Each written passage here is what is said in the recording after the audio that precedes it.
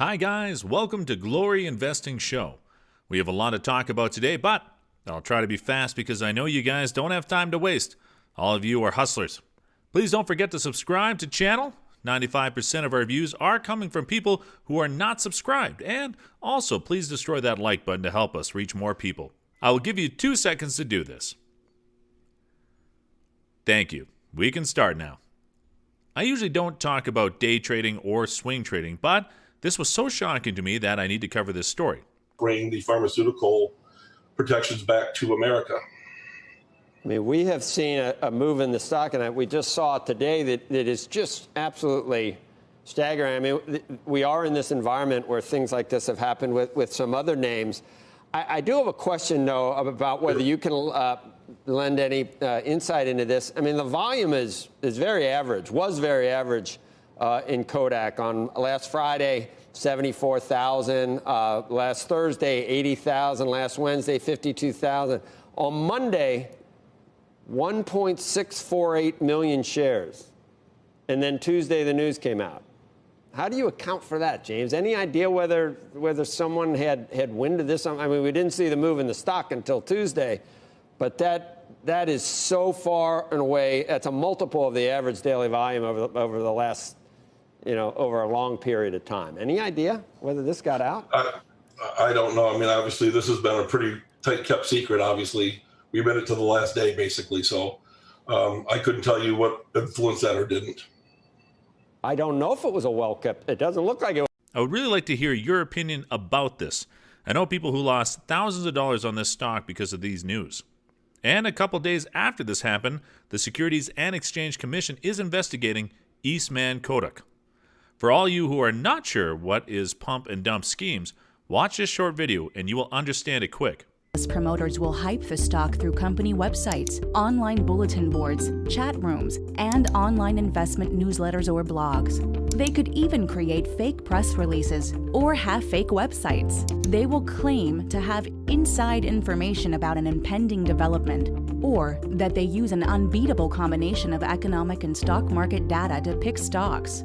It's what these promotions don't say that's more important, though. They don't tell you that the people promoting this stock have purchased a large number of shares, or that they're trying to cash in on their ability to promote the stock rather than its actual value. In the end, they're counting on getting you to buy shares based on their false and misleading information, so the price increases quickly. Once the stock price peaks, the scammers sell their shares and stop the hype. This is exactly why we are focusing on long-term investing, strong balance sheets, and dividend income. So be more like Warren Buffett and focus on dividend stocks like Bank of America. We live in best time ever where you guys can pretty much turn on YouTube and learn everything that you need to start making passive income with stock market or any other side hustle.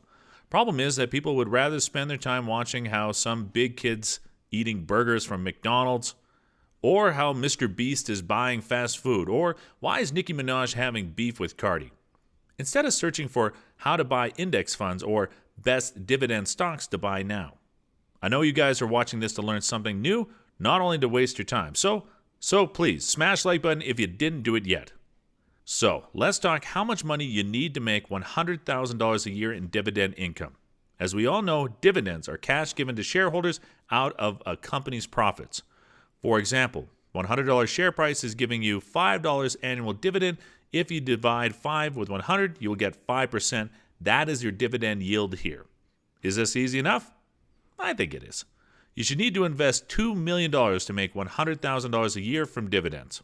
Each stock has a different dividend yield, and it all depends on how your yield on cost. You can get that by simply dividing current dividend with average price. Remember, dividends can increase or decrease at any time, as can the share price also. Do your research before buying a dividend-paying stock. You can check my channel for more videos about this. I talk about dividends a lot. I will show you some portfolio examples with steady dividend yield. One example would be JP Morgan, 3.77%, Verizon, 4.25%, AT&T, 6.93%, Pfizer, 3.96%, Procter & Gamble, 2.36%, Chevron, 5.97%, AbbVie, 5.01%, Broadcom, 3.96%.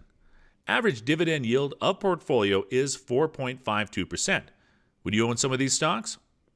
I have a friend who only owns large U.S. credit cards and is pretty much bullish about them. This is his portfolio. In his portfolio, he only has Visa, 0.62%, MasterCard, 0.51%, American Express, 1.85%, Capital One, 0.63%, Discover, 3.61%, and Synchrony, 3.89%. Pretty interesting approach. I guess people will always need service provided by these companies. Future looks good for them with population and growth. More people will use them. How many of you have PayPal or Visa debit card in your wallet? Average dividend yield in this portfolio is 1.85%. And last example is one of my coworkers who just started investing in March of 2020, and he is hooked up on high dividend yield. This is his portfolio. Gain, 9.02%, AT&T, 6.93%, the Bank of Nova Scotia, 6.46%, Bank of Montreal, 5.71%, Altria, 8.27%, PPL Corporation, 6.18%, New Residential Investment, 14.76%, Westwood Holdings Group, 23.35%. His average dividend yield is 10%, and I know what you guys will say about this portfolio. Please say it in the comments so he can read it today. Let me know down below what is most important to you when you are searching your dividend stocks. If you still didn't start investing, I'm putting Robinhood link below. Register, get your free share, and join financial freedom movement.